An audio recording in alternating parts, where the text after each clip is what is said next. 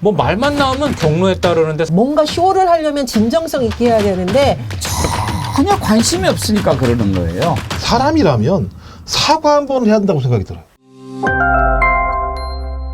요즘에 이재명 대표 목소리에 상당히 많이 힘이 들어가던데 어제 유세에서 그 말은 참 제대로 귀에 들립디다. 대통령 차라리 없었으면 더 나았을 거다. 그렇게 얘기를 하던데 한번 들어보실래요? 연간 예산에 비하면 정말 푼돈에 가까운 13조 원 이걸로 여러분 가구당 100만 원씩 줘서 그걸로 동네 장 보러 다니면 저 옆에 있는 누룽지집 가서 누룽지라도 살 거 아닙니까? 그럼 누룽지 가게 주인이 그러면 가만히 있겠어요? 청가 가서 장도 봐야지. 맞습니다. 행정과 물건 많이 팔면 가만히 있겠어요? 축산 사람 가서 고기도 좀 사고 옆집에 축산에 돼지고기도 좀 사고 이러면 돈이 도는 겁니다, 여러분. 이게 경제가 활성화되는 거예요. 아, 이 무식한 양반들아, 이렇게 하면 된다고요. 또 있어요, 여러분. 대한민국은 대통령이 없습니다. 아니, 없으면 차라리 나요. 그 장면을 제가 직접 못 봐서 그러는데 이렇게 그 청과 축산 뭐 이렇게 할 때 다 그게 눈에 보이는 상호들인가 봐요. 그러면은 시장 안에서 실제로 그 상인들은 되게 기분 좋죠. 저런 얘기 해주면. 맞습니다. 이재명 대표가 지금 지역을 가면은요, 거기 가서 같이 뭐 국밥도 먹고 그 시장 상인들하고 대화를 하고 있는데 요즘 이런 말이 유행한다고 합니다. 부인은 주가 조작, 남편은 팥값 조작. 무슨 말인지 아마 우리 정어리분들 바로 간파를 하실 겁니다. 요즘에 왜 보수 강세인 지역에서도 윤석열 정부에 대한 이렇게 심판론이 만만치 않을까, 전 이렇게 해석을 하거든요. 보수하면 적어도 경제하고 안보는 잘하지 않을까라고 막연하게 생각을 했는데 경제는 폭망이죠. 심지어 대통령이 대파가 875원이 합리적이라고 하니 보수가 보기에도 너무 한심한 겁니다. 안보요? 툭하면 뭐 북한 어떻게 한다라고 하지만 한반도 이렇게 불안 상태 만드는 거 누구 책임입니까? 한반도 안정화시켜서 국민들 편안하게 살게 해주는 게 대통령 책임 아닌가요? 거기에다가 우리가 이채 양명주의 이 최수근 상병 문제 그리고 이종섭 호주 대사 임명을 보면서 보수가 보기에도 야, 이거 군인들 사기 떨어뜨리는 정부 아니야? 나라 망신시키는 정부 아니야? 보수를 뽑아놨더니 저 사람이 진짜 보수야라는 의심이 지금 들고 있다고 생각을 하고요. 또 하나 있습니다. 후보 공천 과정에서 친일 논란. 이거 진짜 정말 애국보수라고 하시는 분들이 보기에도 화나시는 지점이거든요. 윤석열 정부를 대파하자! 이런 말이 요즘 나오고 있습니다. 예. 오늘 아침에 어떤 분이 글 올리셨는데 아침에 마트에 갔더니 대파가 3,850원인가 뭐 이렇게 했다고 쓰셨는데 또 방송 전에 댓글 보내주신 분이 정어리몰 양 박사님 정어리몰 대파 875원 특별 판매 합시다. 그러면 정어리몰 망해요. 정어리몰 망합니다. 이게 875원이 어떻게 됐는지 여러분 다 좀 이제는 아시죠? 그 양재동의 농협 하나로마트에 대통령이 간다고 했는데 그때 특별 행사를 했대요. 특별 행사를 했는데 875원인 거예요. 그렇게 파는 데가 없죠. 근데 지금 하나로마트 완전히 망하게 생겼더라고요. 대통령이 875원 합리적인 가격이라고 해놨으니 이거를 그 다음날 바로 또 3천 얼마씩 못 받잖아요. 행사를 또 연장을 했대요. 그러니까 사람들이 가가지고 막 몇 달씩 사가지고 담는 거예요. 가가지고 이렇게 저렇게 나눠주고 그러는 거겠죠. 아니 875원짜리 대파 제가 보기에 우리 전혜연 교수님이 제일 그나마 잘할 것 같은데 대체로 얼마씩 해요? 이게 막 6,000원 막 이렇게도 가고요. 오. 정말 뭐 이렇게 막바지에 왜 이렇게 세일할 때 보면은 4,000원 정도인데 그거 이제 약간 이제 기가 많이 지난 거 그런 거고 사과 같은 경우에도 왜 이 사과값이 논란이 됐었냐면은 우리가 이제 제사 지내거나 집안 중요한 행사 때 그래도 조상님께 올릴 사과는 좀 좋은 걸 써야 되는데 좀 괜찮은 사과가 뭐 12,000원 막 이렇다는 거죠. 그래서 정말 윤석열 정부를 대파하자라는 말이 요즘 주부들 사이에서 나오는 거 시장만 가면 화가 나는 거예요. 무엇도 화가 나냐?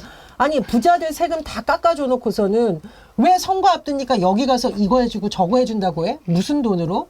장애인 예산 깎아서 장애인들 피눈물 흘리게 하고 R&D 예산 깎아가지고 과학계 학생들 피눈물 흘리게 하고 곳곳에서 이렇게 피눈물, 사회적 약자의 피눈물을 뿜는 정부가 왜 엉뚱한 얘기를 하고 있는지 모르겠어요. 그나마 뭔가 쇼를 하려면 진정성 있게 해야 되는데 대파값 875원이라고 하니까 진짜 주부들이 화가 나는 거죠. 큰일 제가 났어요. 보니까. 하나로마트 망하게 생겼어요. 그러니까요. 망하게 생겼어요. 대통령 딱 방문하는 기간에 맞춰서 사흘 동안만 그렇게 세일하려고 네. 했거든요. 근데 또 이게 논란이 되니까 그 시간만 맞춰서 875원 받았다고 또 하나로마트 욕먹으면 대파 안 가격 되니까. 추이 나오네. 그러니까 이거를 열흘로 늘렸어요. 할인 기간을. 27일까지 아직도 하고 있어요. 거기는 하나로마트 파만 가서 사러 가는 거죠. 대파 사러 가시면 어떨까 싶고요. 아까 말씀하셨던 것처럼 이게 이달 11일, 13일까지 하나로마트가 2,760원에 팔았대요. 그것도 할인 농식품부에서 지원한 20% 할인 행사라 그래서 그렇게 팔았다고 하는데 거기에 영끌 할인해줘가지고 875원 만들어줬다고 하거든요. 이게 참 말도 안 되는 일이라고 보는데 그래가지고 이제 윤석열 정부 이런 것들을 보면서 국민들은 그런 생각을 하는 거예요. 이게 대통령의 독선적인 행태나 그런 모습이 그냥 그대로 보이는 거예요. 뭐 말만 나오면 경로했다 그러는데 사실은 우리가 우아하고 품위 있게 경로했다고 얘기를 하는 거지 뭐라고 얘기했겠어요. 참모들한테. 경로하면 우리가 격파합시다. 격파, 대파. 지금 뭐 왜 팥값 875원 이런 얘기가 나옵니까? 도대체 국민의 삶에 전혀 관심이 없으니까 그러는 거예요. 제가 지난번에도 말씀드렸죠. 사과 한 알에 10,000원인 거 알고는 했겠습니까? 그냥 야 사과 먹고 싶어 갖고 와. 그러면 먹고 딸기 먹고 싶으면 갖고 와. 그러면 먹는 거지. 딸기가 얼마인지 사과가 얼마인지 알기는 하겠어요? 디올백 가방값이나 알까? 알 수가 없는 거예요. 이재명 대표 왜 875원 얘기가 나왔는지 바로 국민의 삶에 관심이 없기 때문에 그렇다고 일가를 합니다. 들어보시죠. 850원짜리 맞습니까? 아니요. 5,000원이랍니다. 5,000원. 우리가 대통령, 국회의원, 시장, 구청장 없는 이유는 우리가 직접 못하니까 우리 대신에 우리의 삶을 책임져달라. 나라 살림 잘해달라. 이걸 말린 것 아닙니까? 최소한 먹는데 사는 문제 해결해줘야 되지 않습니까? 근데 이 정부는 국민의 삶에 관심이 없어요. 그러니까 바로 조국 대표가 그런 말 하지 않습니까? 이 정부는 좌파나 우파가 아니라 대파로 망할 거다. 그런 얘기를 해요. 부산 서면에서 대파 발언한 거 있죠? 그 내용 한번 들어볼까요? 대파 한 단 가격이 875원이라고 생각하고 이 875원이 합리적이라고 생각한 사람이 누굽니까? 부산 시내 마트 어디에서 875원으로 대파 한 단을 살 수 있습니까? 윤석열 대통령의 무지함 때문입니까? 윤석열 대통령의 무능함 때문입니까? 아닙니다. 둘 다 때문입니다. 부끄러움과 절망은 국민들의 몫입니다. 제가 고향 부산에 온 만큼 윤석열 대통령에게 부산 사투리로 경고합니다.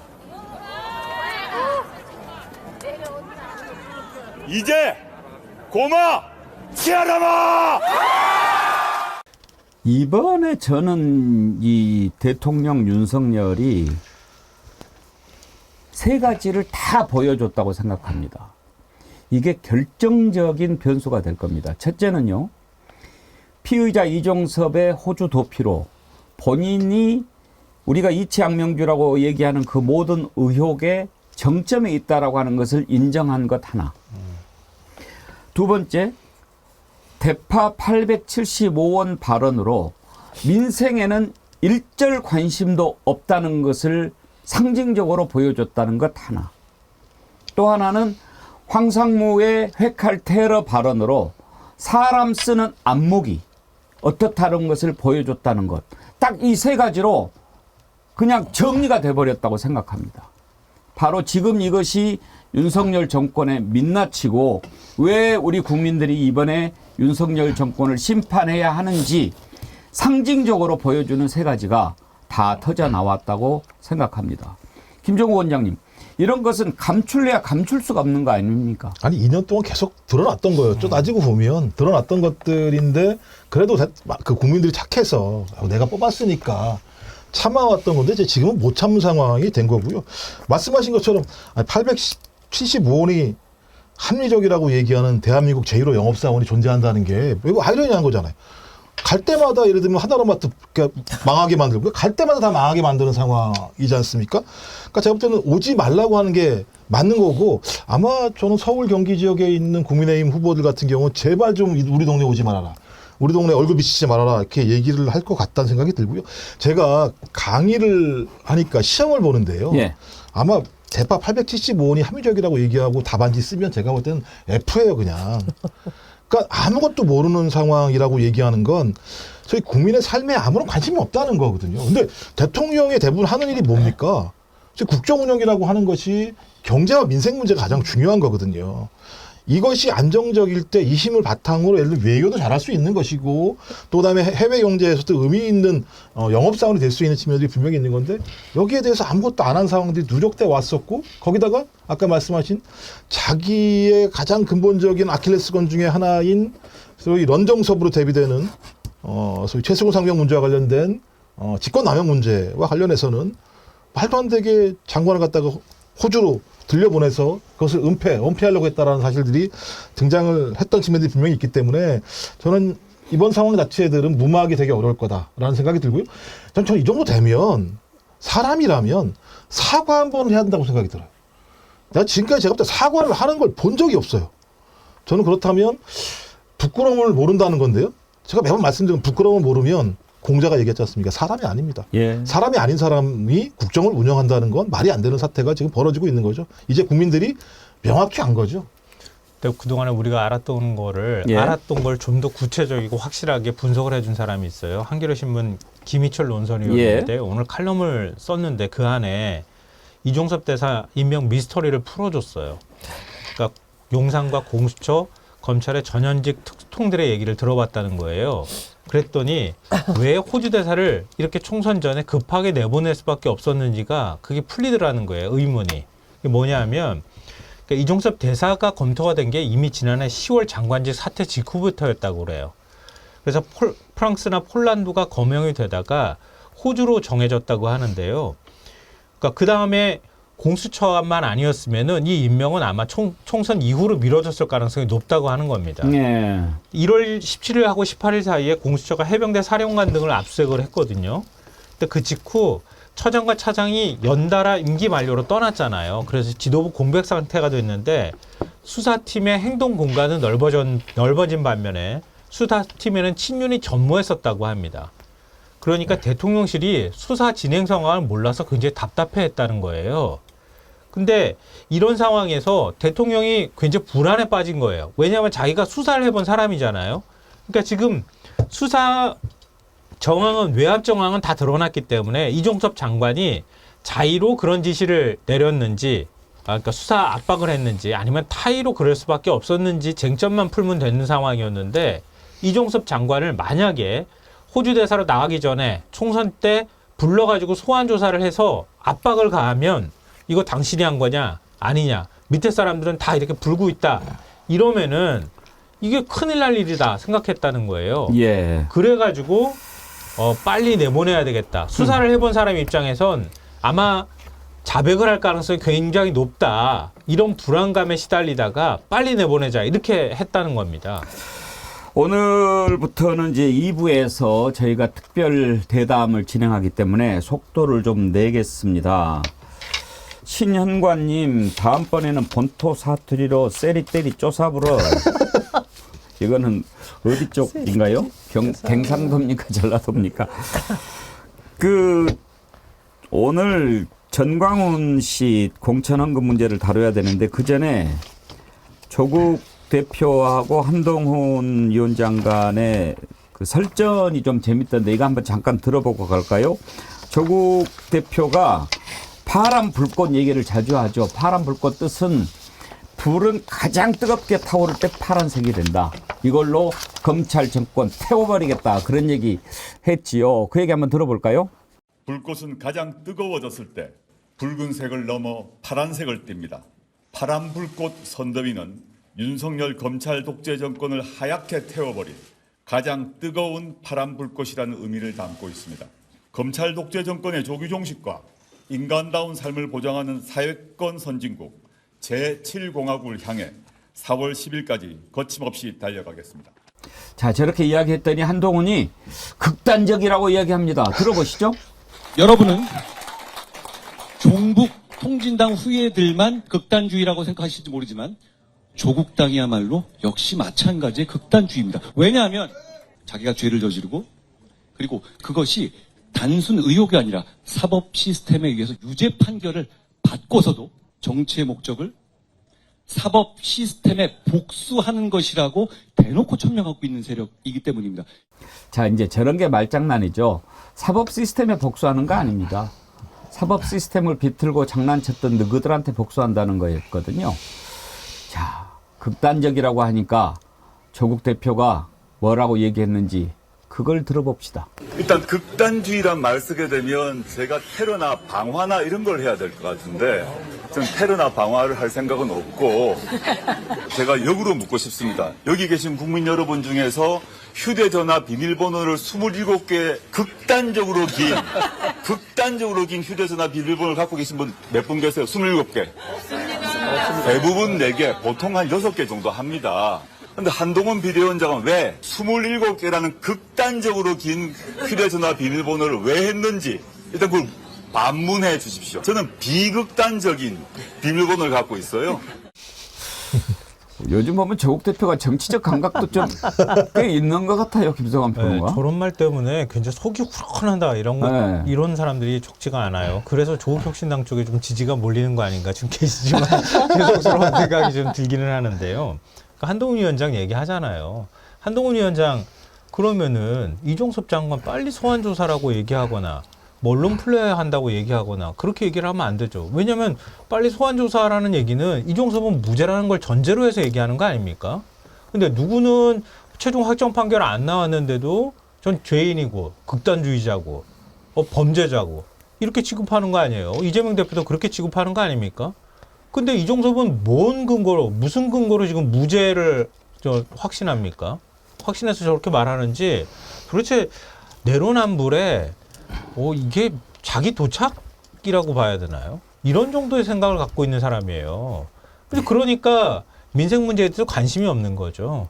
그러니까 이달 1일부터 14일까지요. 본격적으로 이제 이달 초부터 공약을 내세웠다고 하는데 보름 동안에 한동훈 위원장이 민생을 딱 3번 얘기했대요. 공개석상에서.